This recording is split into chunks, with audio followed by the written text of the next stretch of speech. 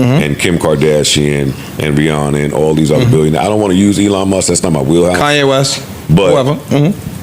Rihanna. So I guess if they're selling you on that, then how is it inequality if they're telling you that everyone has that opportunity? Because what they don't, they tell you everyone has that. What's up, everybody? Welcome back to another episode. Please like the video and subscribe. Our target is only 1,000 likes. Unlike federal tax rates, income tax rates varies from state to state, so not every state has the same tax rate. The states with the highest taxes are California, Hawaii, Oregon, Minnesota, Iowa, New Jersey, New York, and Vermont, where residents pay 8% or higher on state income tax. Meanwhile, residents of Alaska, Florida, New Hampshire, Nevada, South Dakota, Tennessee, Texas, Washington, and Wyoming do not pay that much in state income tax. So this is what Joe Budden is talking about, because he talked about thinking about moving his podcast from New Jersey to Florida. And Kim Kardashian and Rihanna and all these other billionaires. I don't want to use Elon Musk. That's not my wheelhouse. Kanye West, but whoever. Rihanna. So I guess if they're selling you on that, then how is it inequality if they're telling you that everyone has that opportunity? Because what they don't, they tell you everyone has that opportunity, and they tell you that anyone can do it. The problem is everyone can't do it.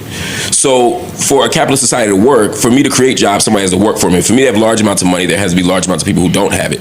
And the more people who have it, or the larger the amount that the have-gots have, the more of the gap is going to be between the have-gots and the have-nots. So it's inequality because everyone can't. You know, it's inequality because it's inequality not just because everybody can't get it, which is true.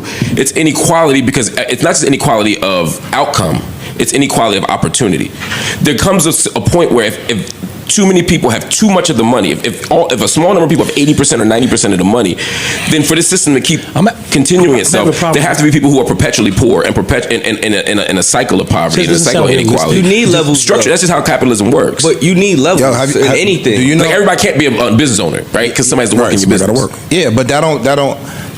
I just don't hear the evil in what you're saying. It's not evil. It's not evil, and it's unrealistic because in society, everybody don't work the same. Everybody priority is not the same. Some people will wake up at 5 o'clock in the morning and go to it, while other motherfuckers might want to sleep late.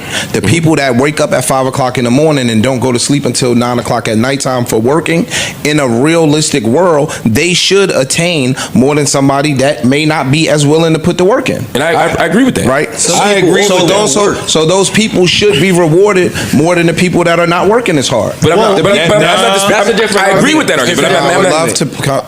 Go ahead, finish your point. So if I bust my ass and I went to college, right, and some people didn't, or if I take it off of education, because right, sometimes that's, if we playing basketball and I'm waking up every single morning and I'm going to the gym and I'm shooting 500 jump shots a day and I'm running, I'm busting my ass, but you come to the gym and you don't work as hard, and then you take days off because you chasing girls and you doing all this other shit, and when my game gets to another level in basketball and your game has tapered off, I deserve that. I think it's a little different. I made the sacrifice because there's no interest rates in basketball. There's no investment in basketball. That's not true. There is an investment. You are investing your time, your energy, and your resource into getting better. You're misunderstanding what I'm saying. It could be a person rich people get richer because they can put their money to use. I don't think it's evil. I think it's just a matter of you need it in order for the world to go around. You need a worker, you need a manager, you need a boss. But here's my problem with that argument.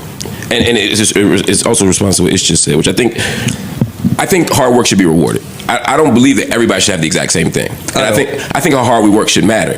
That's never been in dispute for me.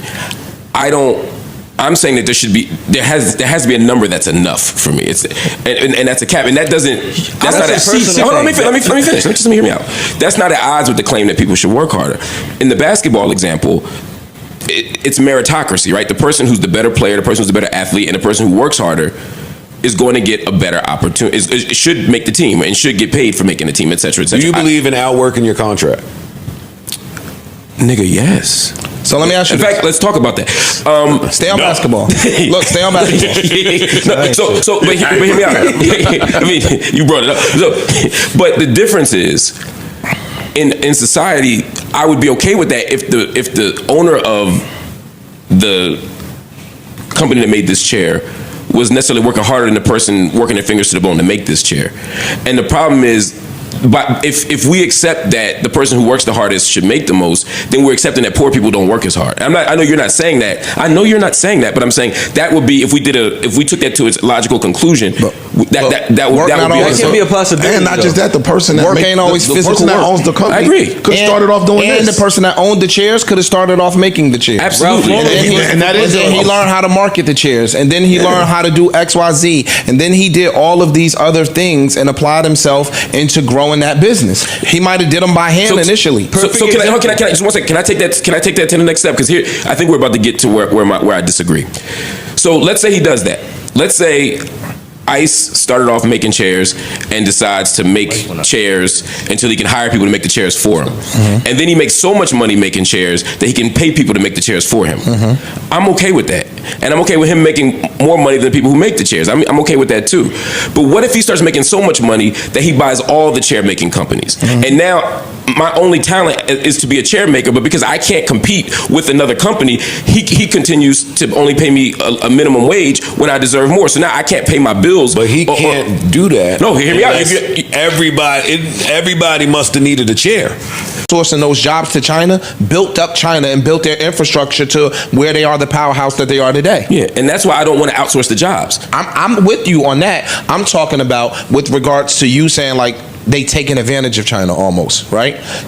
No, but my point is, it's not. If it were just the Chinas of the world, it probably would work out. I'm saying it's when they go to Latin America, it's when they go to Africa, where people don't have those nation states don't have the power to do it. China didn't have it either. I'm hearing you, but what I'm saying is, at the end of the day, these corporations that are making the money here are doing it by not going to the Chinas, but by exploiting the just like the early China. Anybody that they can exploit. Anybody they can exploit.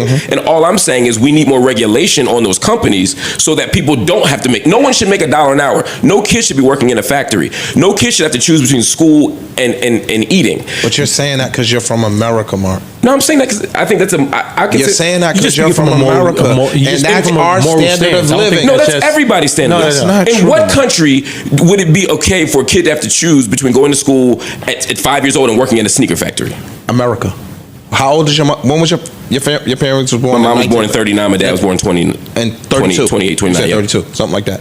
Dad 29, mom 39. My nigga, they worked in the fields at 12. Yeah. My mother picked and it was tomatoes. wrong.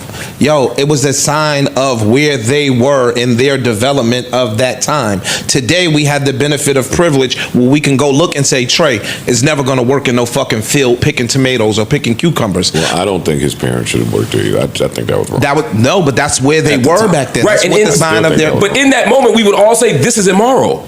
And I'm saying in this moment, this is immoral. Back then, they wouldn't. Yes, they did. No, they didn't. What do you think the civil rights movement was? Bro, niggas. They were literally saying this is immoral. 40 years later. It was not. All right, bro. Yo, that's just factually incorrect. Yo, when was the civil rights movement? The 60s. No, that was the second wave of the civil rights movement. A. Philip Randolph and the laborer workers were doing it 2 decades earlier. Okay. And they literally had signs saying, I am a man. The Pullman porters in the 1940s and 50s were fighting for what? Labor for people, because black people's labor was being exploited. Okay, this week I learned you're part of some African American book club. So, no, get out of here. Bro, let's get out. Morality is given to us. That's it in a nutshell. They're talking about Thurgood Marshall. You got us there, buddy. So let's pivot back away from books then, and say, like, at the end of the day, whenever I see exploitation as a problem, exploitation comes when large amounts of people have all the wealth. In slavery, large amounts of people had all the wealth. It was slave owners. At any moment, bad shit happens when too many people have all the money, and that's all. At the end of the day, that's all I'm saying. Yo, we capitalists up here. And Joe agrees with me. Joe just thinks my number is too low. You want all the bread, yo. Is that fair to say? Bro. Yeah, a nigga come to the table. Money hungry. And I think you down with me. You just can't say that. No, my point was, if you can make $5 to $10 to $20 to $30 million to a lot of people, you making too much money. But what are you speaking? Where's the cap, and who the fuck determines the cap? You are speaking to hyper capitalism at this point. You're speaking to a different, like, agree that. But I think breeds hyper capitalism. The only way you can not have hyper capitalism is to what? Regulate it. Regulation through taxing people, through creating more social programs, creating a social state. That's the only way you can stop hyper-capitalism. It's like saying, I'm gonna smoke a little crack, or I'm gonna do a little heroin. It don't go that way. Unless you intervene, it's gonna get worse. It's bright as hell in here without these shades. That's why I don't power without them no more. It's a whole new that should world. give you a headache.